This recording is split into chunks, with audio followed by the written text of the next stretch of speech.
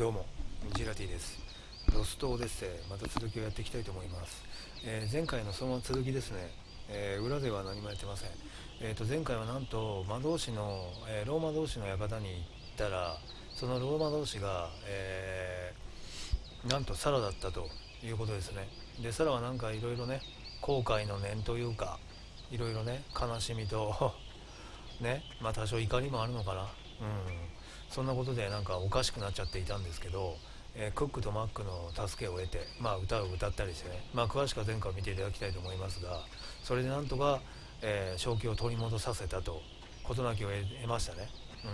で、なのか知らないけど、サラが仲間になっているということですね。一時的なのかどうかは分からないですけど、まあ良かったですよね。でもまだ過去のことを思い出してはいない。でもいろんなね皆無のことを知ってたり、いろんなことをまたいろんなことというか多少はね、自分の過去のことを知っていましたね。それはなぜかっていうと、その館に残ってた、まあ、自分たち夫婦の家ですからね、まあ、日記とかいろいろあって、それを見て、あ、私ってこういう生活をしてたのねということだったんでしょうね。ただマックのクックの存在は知ってるわけはなかったので、まあ、孫に会えて相当嬉しかったことでしょう。それで、なぜ、カイムはね、ここに来たのか、っていうことを説明してましたね。まあ、ガンガラを止めるためにゴッツァの協力を得たりしなきゃいけないわけなんだけど、でゴッツァに行くには暗黒洞窟を通らないとゴッツァに行けない。でその暗黒洞窟は封印されてる。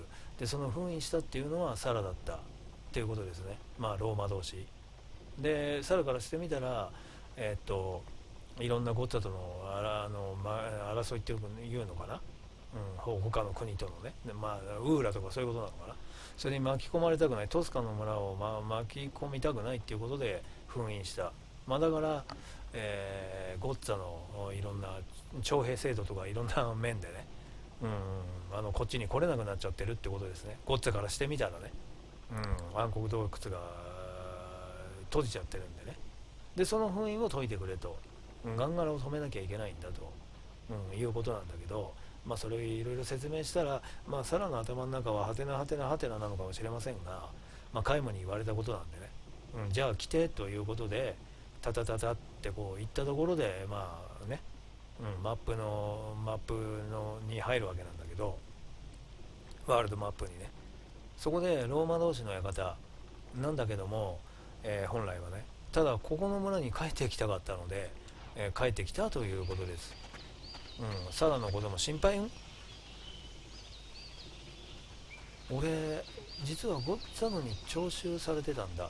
だけど屋根を直そうとして足を踏み外しちゃって、この怪我じゃ役に立たんって言われても追い返されたんだって言われて追い返されたんだ。うんうんうんこの徴収制度のその招集令状っていうのかな、そういうことはここにはまあ届いてるわけなんだけどね。でもなんか見てると誰一人言ってないんだよな。なんか、でもあんたが戦争のいい感じに住んでよかったよ、あんたがいなくなったら私は一人ぼっちだもん。でもさ、行こうにもさ封印されてるから行けないんだよね、どっちにしてもね。あんたがいなくなったら私は一人ぼっちだもの。ああ、夢、マジでここに来てちょっと時間かかっちゃうな、参ったな。まあしょうがない。千年の夢、千年の記憶。さて今度は何かな。お、いきなりただならぬあれだね。まだ題名がないね。村が戦場となるのはもはや避けられそうになかった。北の峠を越えてきた敵軍の軍勢は村のすぐそばに陣を敷いていた。この国の軍勢も敵を迎え撃つべく次々に部隊を村に送り込んでいる。一触即発。周囲を山に囲まれたこの村は街道が交差する交通の要衝だった。あ、敵に奪われるわけにはいかないし、敵もまたここを攻め落とすことが戦争の勝利には欠かせないと踏んでいた。何年もかかった長い戦争の、読めないよ。またすいません、絶対読めない漢字があるのでいつも長い戦争のキスなんて読むの、長い戦争のなんとかはこの一戦で決するはずだった。まあ決め手となるのはこの一戦ってことだね。ならば戦うしかない。あまりにも単純明快な、だからこそ他に他に置き換えようのない論理がのどかな村を間もなく戦場に変えてしまう。軍は村人たちに、退去命令を出した。戦をするには、兵士以外の人々はただ邪魔で足手まといになるだけだ。奴らは秋が深まる前に片をつけようとするはずだぞ。なるほど。ということはあと1ヶ月、いや下手をすれば半月もすればドンパチが始まるってわけか。もう荷物はまとめたのか。とばっちり送って命を落としたんじゃ、それこそ命じにってもんだぞ。いや家財道具は諦めた方がいい。少しでも身軽になって少しでも遠くに逃げるんだ。なるほどね。先祖代々守ってきた土地や家も戦が始まったら焼け野原になっちゃうのかね。仕方ないさ、運が悪かった、それだけのことなんだよ。戦が終わるまでの辛抱だ。戦に白黒がついたらまた戻ってくればいい。とにかく今は逃げるんだ。逃げるしかない。命だけは守らなきゃな。それ以外の余計なことは望まない方がいい。畜生、なんで俺たちがこんな目に遭わなくちゃいけないんだ。村人は一人また一人と身を寄せる先を見つけたものから順に村を去っていった。森の木々がほのかに赤く染まる頃には村にはもうほとんど人影が絶えていた。もう秋だね。残っているのは身寄りがなく逃げるあてのない、一人暮らしの老人ばかりだった。軍は、山をいくつも越えたところに粗末な、避難所を作った。貧しい老人たちは木の実木のまま、とぼとぼと山越えの険しい道を進んでいった。最後まで村に残ったな。言葉さん一人きり。ことって何？名前かな。ことさんっていうの？ばあさん一人きりだった。ことばあさん。ことばあさんのパン、それが今回の題名らしい。主人公がいつもいるんだけど、皆無とね、誰なんだろうと思ったらどうやらことばあさんらしいね、今回はね。皆無がことばあさんと初めて会ったのは傭兵、また傭兵か。今回は傭兵として村を守る部隊に合流して間もない頃だった。村の見回りをしていたら畑仕事をしている老女を見かけた。それがことばあさんだったのだ。おいばあさん、いい加減にしろ。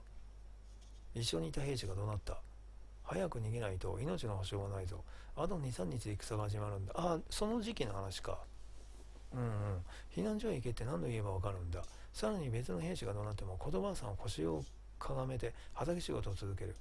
収穫というわけではなさそうだった。せっかく実った作物を今のうちに慌てて収穫するというのならまだ話はわかる。だが言葉さんは畑を耕している。まるで戦が迫っていることを忘れてしまったかのように。思い入れがあんのかな。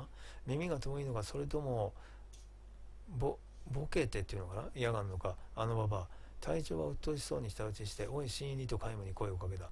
あのババアを何とかしろ。首に何をつけてでも避難所へ送り込め。外をうろうろされたんじゃ作戦の邪魔になる。横柄な口の利き方だった。戦を間近に控えた軍隊の指揮官は、それが臆病なものであればあるほど態度が横柄になり傲慢になり、苛立ちを隠せなくなるものだ。なるほど。加山は黙って畑に向かって歩き出した。俺たちが先に行ってるからなと背中に声が聞こえたが振り向かなかった。村を巡る攻防戦に決着がつくまでにはそれほど長い日数はかからないだろう。だがその分戦闘は激しさを極めるはずだ。畑仕事をしてもだから無駄なのだ。どんなに耕してもどんなに丹精にしても畑や兵士たちの靴底で軍靴っていうのかなで、踏み荒らされてしまう。来年の収穫はもちろんのこと、村が元通りののどかな、農村に戻るまで何年かかるか今はもうわからない。畑の中に入ると言葉さんは作業の手を休めずに邪魔しないでおくれよと言った。邪魔しないでくれよと言った。遠くから見ているよりもずっとしっかりとした口ぶりと表情だった。村が平和だった頃は頑固で偏屈なばあさんとして敬遠されていたのかもしれない。逃げないんですか。皆無が聞くと言葉ばあさん、逃げてどうするんだと吐き捨てるように言った。避難所があるんですが。言葉ばあさんは消えたように鼻で笑った。新顔だねあんた。ええ、じゃあ避難所がどんな場所かも知らないんだ。のんきなものだよ兵隊さんは。へえ、なんかあんのか。どういう意味ですか。言葉さん無言で村の西側の屏風のようにそびえる険しい山並みを指さした。避難所はそこにあるんですか。違うさ。あの山を越えてもう一つ山を越えた先だよ。結構あるな。年寄りが歩けるような道じゃない。そんな場所に避難所を作ったってたどり着けるのが何人いるっていうんだ。これじゃから手のいい姥捨て山。返す言葉に詰まった貝もよそに言葉さんはまた農作業を続けながら、お国にあることは何でもそうだとつぶやいた。怒りはもちろんある。だがそれ以上に悲しみの方が深いつぶやきだった。手のいい姥捨て山、それを狙ってたのかな。本当にたまたまそこにしか避難所が作れなかったのか。見回りの連中なんだろうあんた。さっさと戻りなよ。いやでも避難所に行かせよったって無理だよ。私は行かない。どこにも行かない。ここは私の生まれ育った村なんだから。お気持ちはわかりますが、もうすぐここは戦場になるんです。知ってるよ。じゃあそれが知ってるよ。じゃあでもそれがどうかしたのかい。あまりにも軽く聞かれたのでカイモはまた返す言葉に詰まってしまった。そんなカイモを見て言葉さんは、あんたは素直な人だね。兵隊さんには珍しいよとおかしそうに笑う。初めて症状が和らいだ。最初のトゲトゲしさが消えると案外優しそうな笑顔になる。戦場になると人が死ぬ。たくさん死ぬ。分かってるさそれぐらい。でもね兵隊さん、私にはやらなきゃいけない仕事があるんだよ。それを放ってまで逃げるっていうのは私に死ねっていうのと同じだ。じゃあどうせ死ぬんだったらどうせお潔短い身だ。思うようにやらせてもらうさ。それでいいだろう。カイムは黙り込む。今度の沈黙は言葉に窮したからではなかった。言葉さんの言う通りだと思うから。そしてどうせ死ぬんだったらの一言を決して口にできない自分だからこそ、ただ黙ってうなずくしかなかった。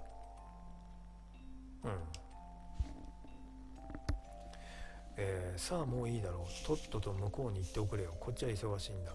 何をしてるんですか今。見りゃわかるだろう。すいません。畑のことは疎いもので。言葉さんは兵隊さんはみんなそうだと笑った。敵を殺すことばかり考えてるから命を育てることは何にも知らない。また悲しみが覗く。それでも皆無のことが多少は気に入ったのだろうか。言葉さんは種をまいてるんだよと教えてくれた。まあでもね守るためもあるからね、兵隊はね、国をね。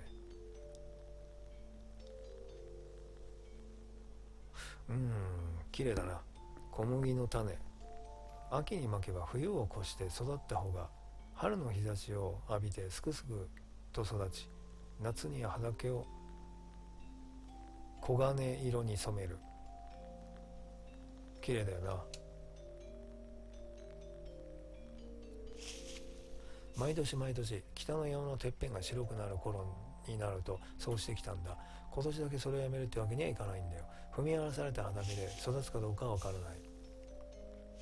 多分無理だろうなとも皆無は思う。だが言葉さんはそんな不安や諦めなどお首にも、出さずに掘り起こした畑に種をパラパラと撒いていく。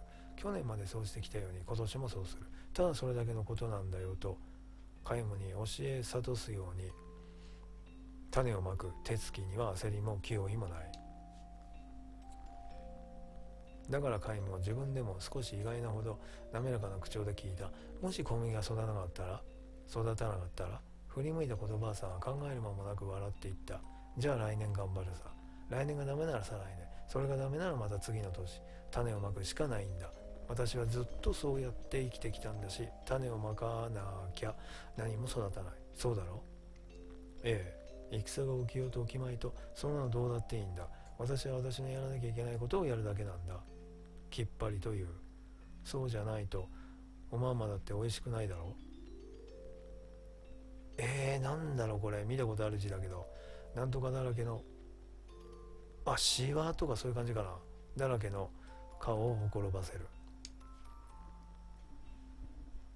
それがおばあさんの生きる意味なんですね。カイムは言った。ずっと答えを探し続けていた問いだった。自分は何のためにこの世界に生まれてきたのか。自分がこの世界でなすべきことは一体何なのか。それがわからないまま、いやわからないからこそ皆無は果てのない長い人生をさまよい続けているのだった。これはね、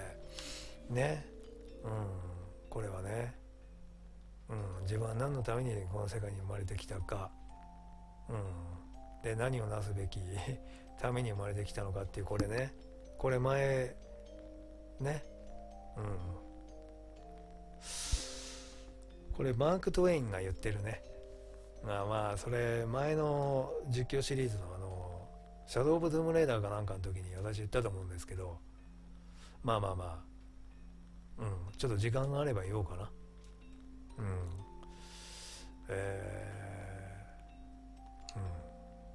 さまよい続ける。言葉さん照れくさそうに、難しいことを言われたって分かんないよ。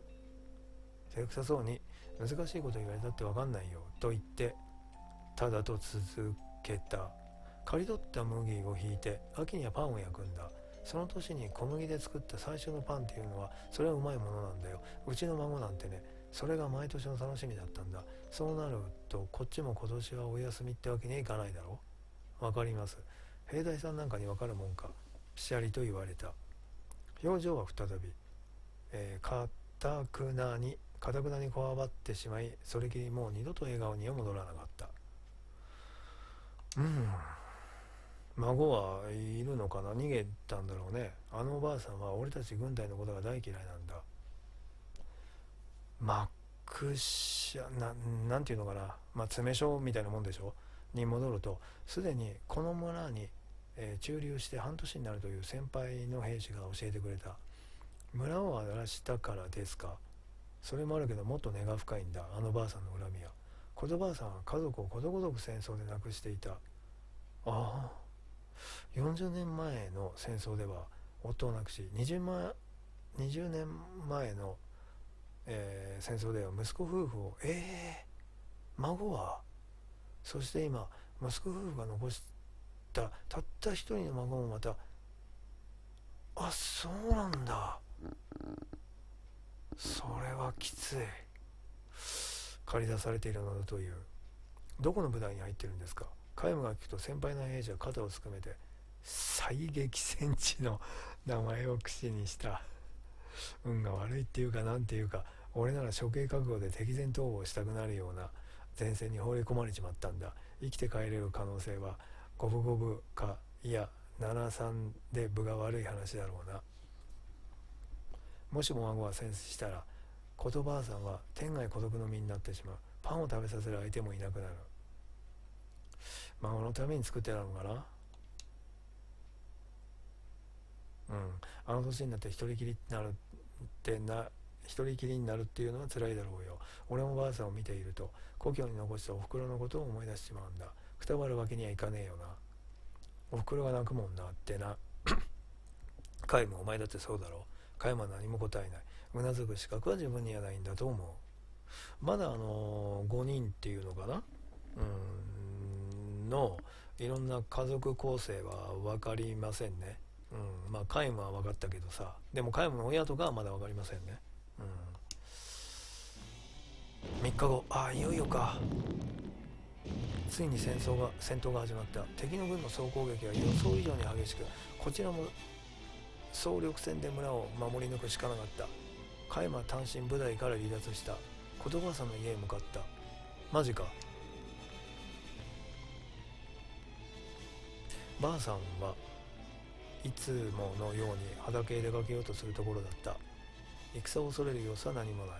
自分のやらなければならないことをちゃんと持っている人は決してそれ以外のことには目を奪われない人はそしてそれ以外のことには目を奪われない人は愚かなまでに強い。認めた。永遠の生よりも強い一度限りの短い生があるんだということをカイマは深く噛みしめた。これ何度か夢でもあったね、こんなような感じのがね。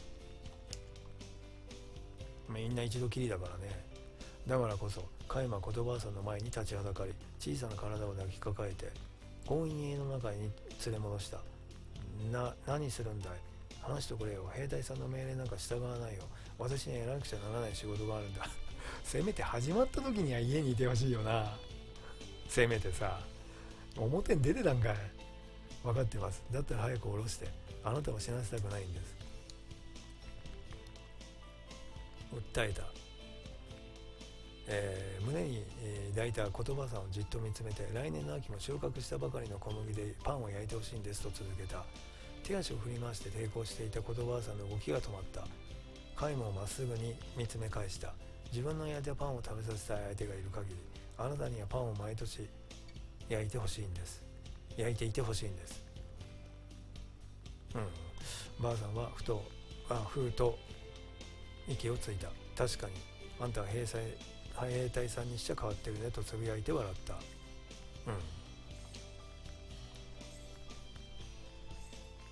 もうなんか赤いよ。戦数日間続いた。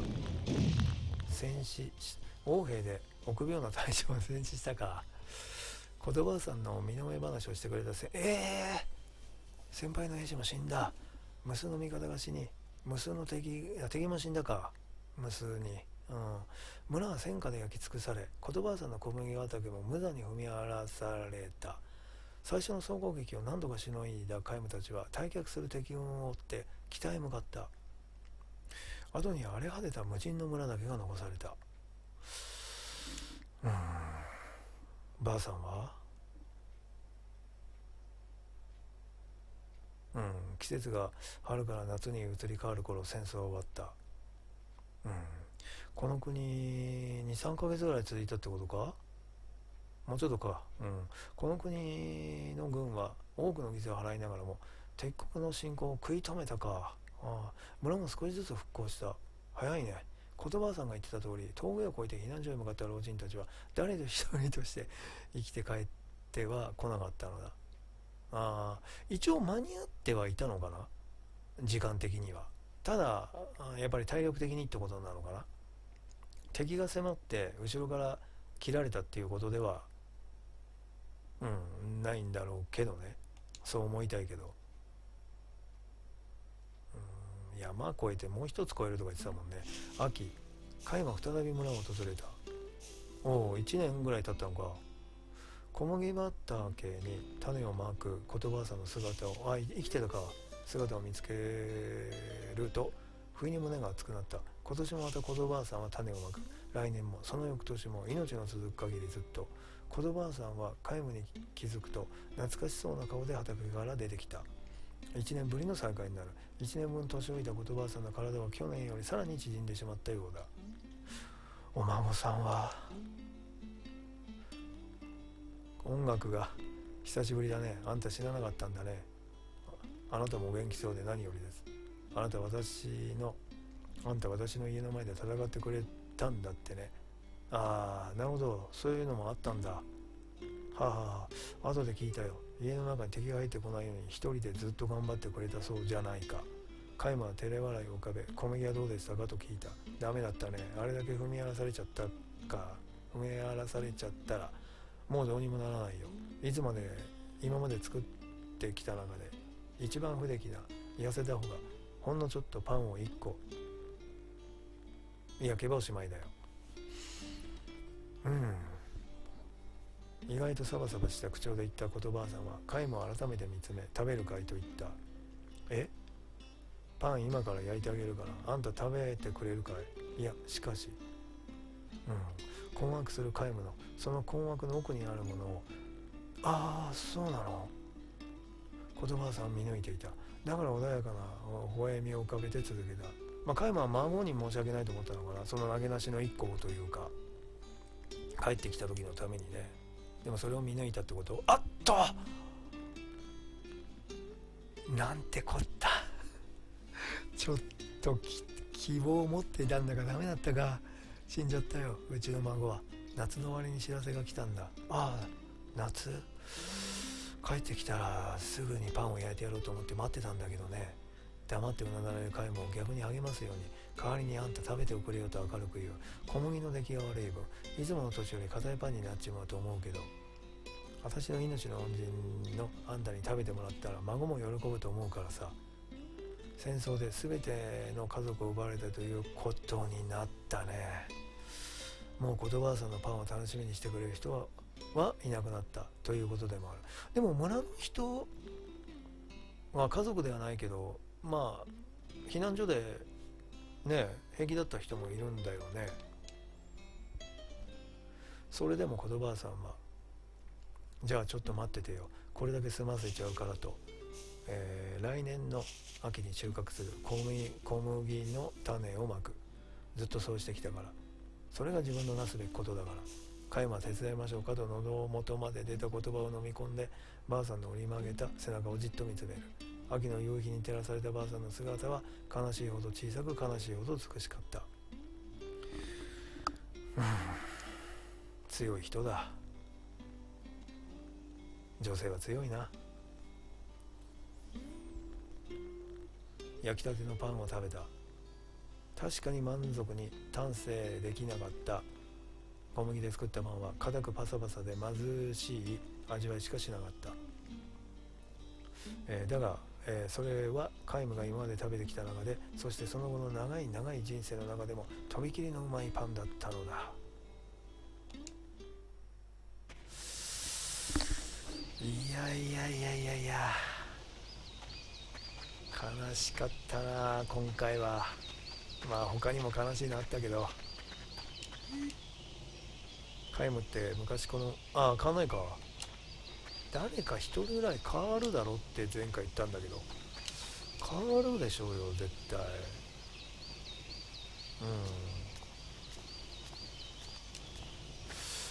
おかしいな。あれサラじゃないかって。こんなこと言ってるやついたの？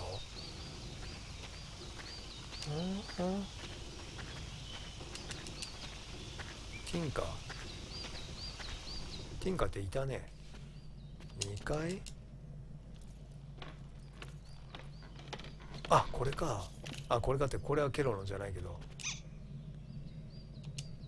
ちょっと今いいや、どうせあれだろ。2階そんなとこになかったと思うけどな。この奥に1体いますね。これね。お帰り会も。おっとやっと変わったぞ。おやさらも一緒かい。あんたたち本当に仲良かったものだ。羨ましいね。もうちょっと感動ってものがないのか。タイムが最初に来た時すごい感動してくれてたじゃないか。あのローマンたち本当はいい人だったんだってね。子供たちが言ってた通りだったんだね。へえ寂しい。今度招待してくれよ。これティンカだっけ。ティルとか。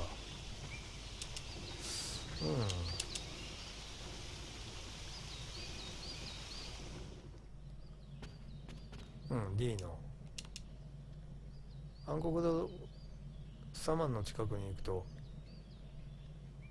サマンそんな話あったっけ。不思議な力を持つ者が落ちていたりするもんだ。マジで。若い頃に一度わしも不思議なものを見たことがある。魔物から逃げるのに必死で、これは全然聞いたことないぞ。魔物から逃げるのに必死でひどいとこじゃなかったが、あれはまだあそこにあるのかね。これか。なるほど、道理で聞いたことないと思った。これね。へえ、窓力を帯びた品がある大広間。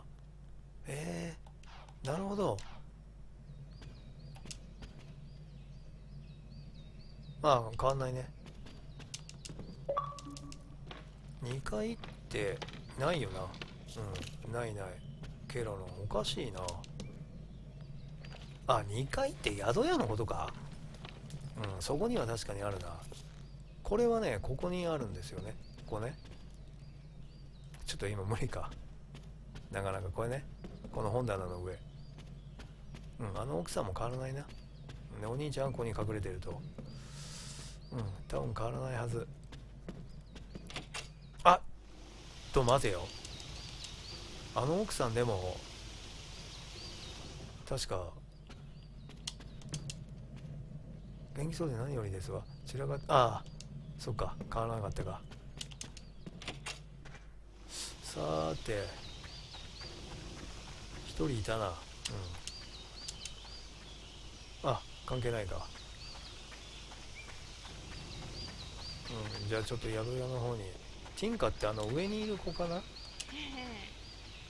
おっと、やっと変わったぞ。おや、サラじゃないかい。久しぶりだね。元気だったかい。もうちょっと感動があっても。よかったね。サラとまた出会えて。大事にしてあげるんだよ。もうちょっと感動があってもいいんだけどな。ゴッツァに行きたいって無理。ああ、同じだね。こういないよな、あの国な。あの綺麗な女性があのローマ同士。まさかそんな、あんな美人が。これも初めての言葉だな。あの化け物みたいなローマ同士が失礼、ごゆっくりしていってください。まあでも確かにすごいひどい目にあったとか、いろんな皆無のサラのこととか知らないからね。まあ普通にね、久しぶりに帰ってきたぐらいのあれか。聞いた話はこいつはあの辺のああ、これ前聞いたね。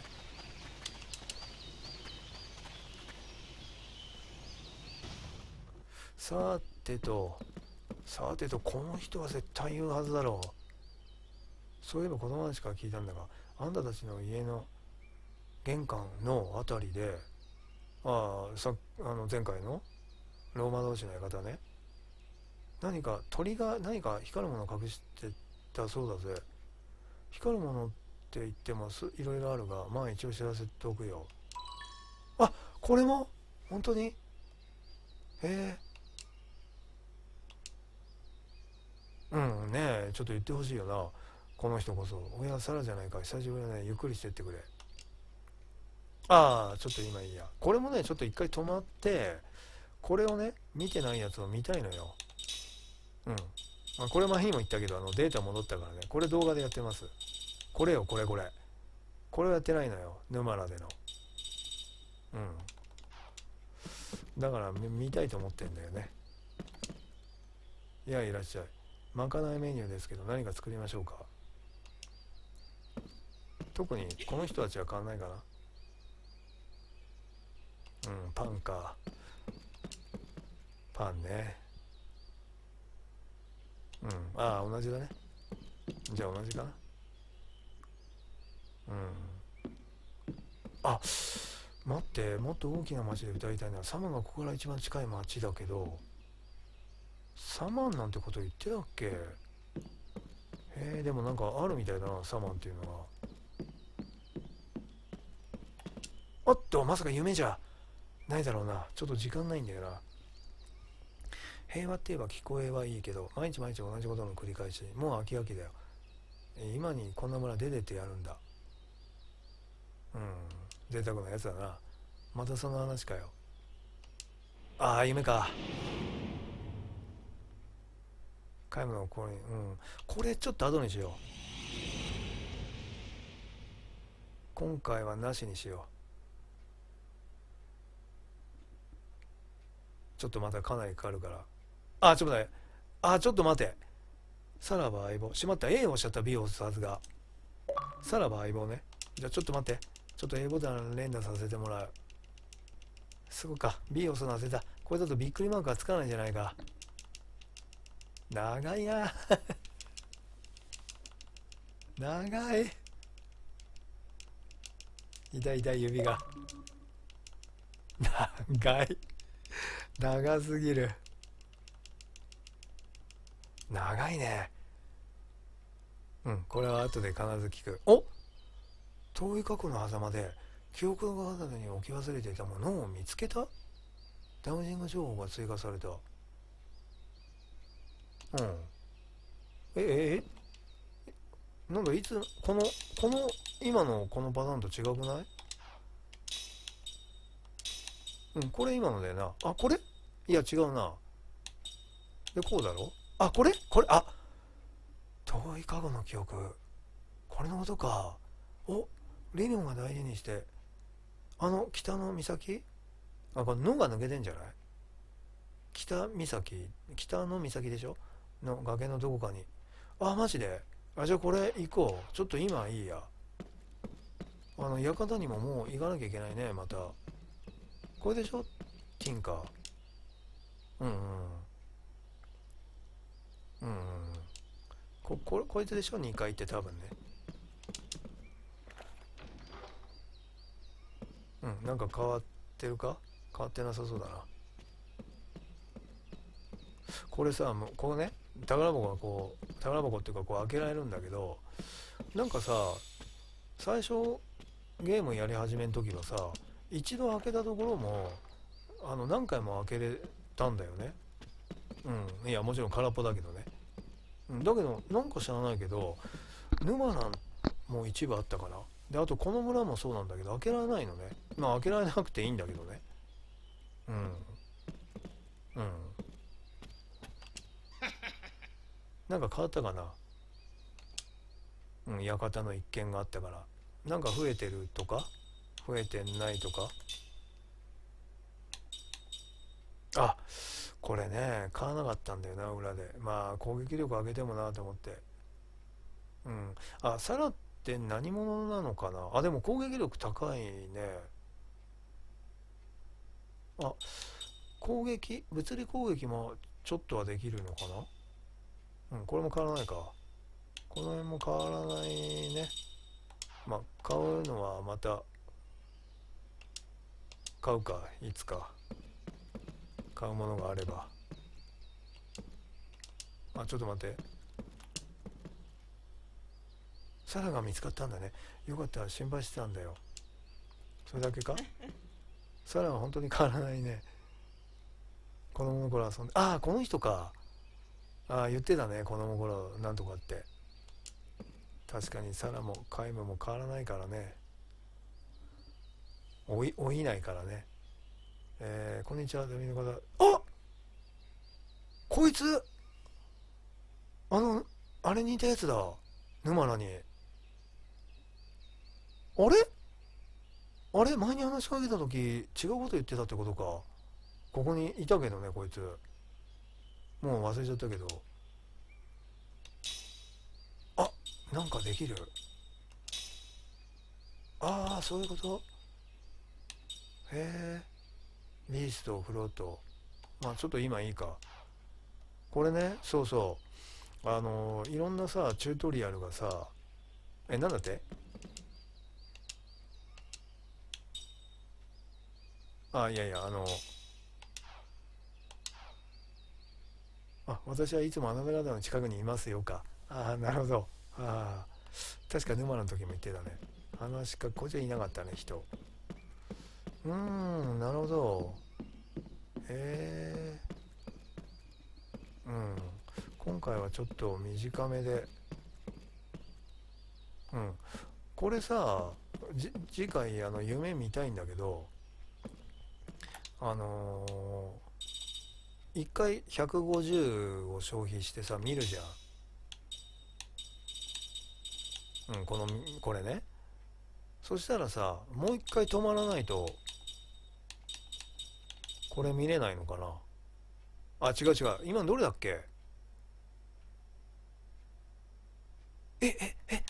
もう見れないの？二度と。え嘘だ。ちょっと待って。なんてやつだっけ？さらば相棒。あれさらば相棒。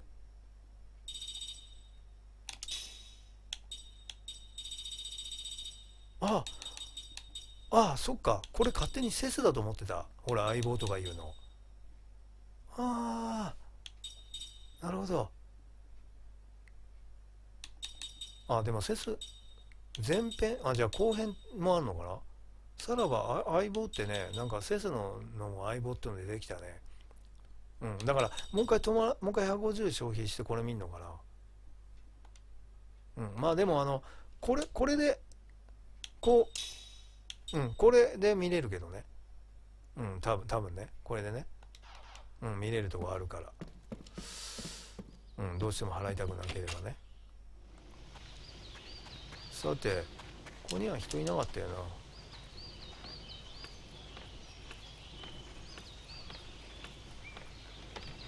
うん、あ、いないか。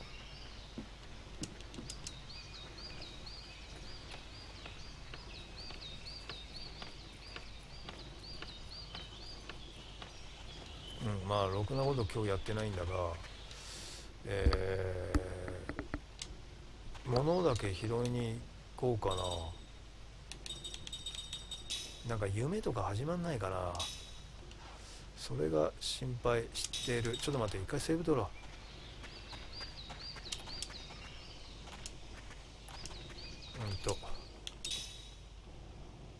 一回セーブ取ろう。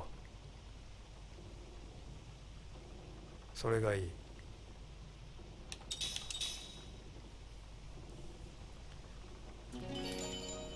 そっか、サラも増えたってことになると、またね、いろいろ考えなきゃいけないね。うん。まずなんだっけ。ああ、玄関の前。これは行ってみようか。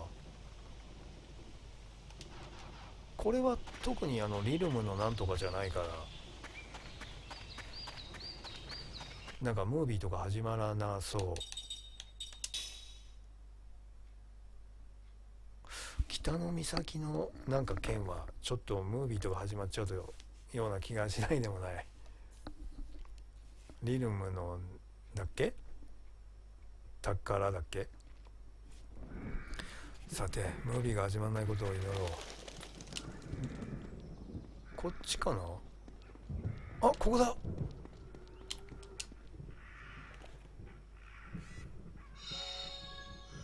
ウイルス。へえ。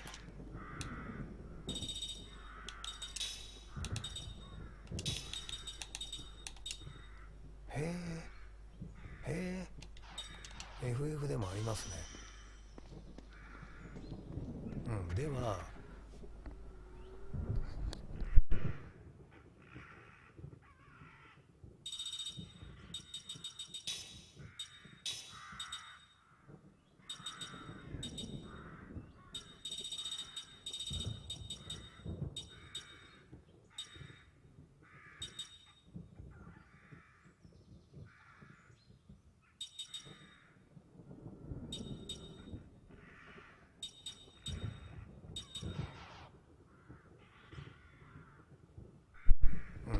では、今回はここまでにしときたいと思います。すいません、今マイクを切っちゃいました。くしゃみが出たんですいません。ではこの続きは、次回としましょう。今回もご視聴いただきありがとうございました。次回の動画でまたお会いしましょう。ジェラティでした。じゃあね。